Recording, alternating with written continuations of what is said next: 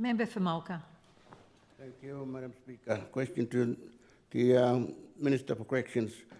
On Friday, the government announced that there were 500 more prisoners in our jails since 2024 election.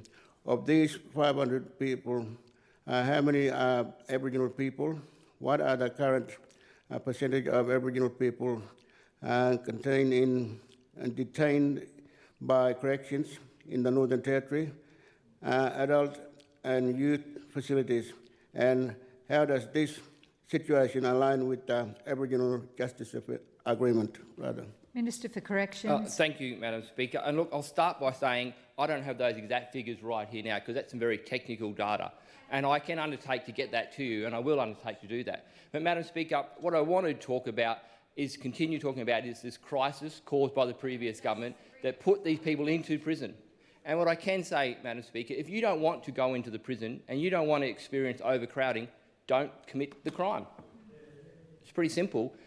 We are going to do our best to deal with this crisis caused by the previous Labor government. We have brought online beds at Berrimah. We've brought online the Youth Detention Centre in Holtz. We've brought online Alice Springs in relation to the paper bark facility, which we're going to convert into a bail support facility, because it's not only about putting these people in prison, because I think we all understand putting someone in prison is probably not the best. They need to be rehabilitated. They need to have education. And, Madam Speaker, I've been into these watch houses, I've been into the youth detention centres, and I've seen these children and these young offenders being taught, going to school. Madam Speaker, I think we heard earlier that from the Education Minister that it is against the law not to send your child to school.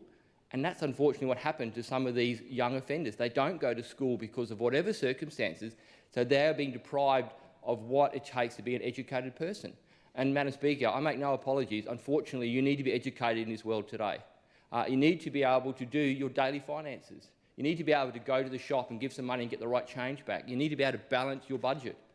Unlike the previous Labor government, who clearly couldn't balance their budget, Madam Speaker, because they spent $1 billion more than they had each year, approximately.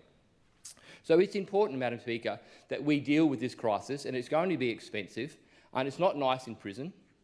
It is overcrowded. It's not ideal. But this is a problem caused by the previous government, and we have a plan to fix this. We are moving forward step by step. And, Madam Speaker, like I said, we're actually advanced ourselves. We're moving down the path of our prison master plan quicker than we do because we've got these extra numbers.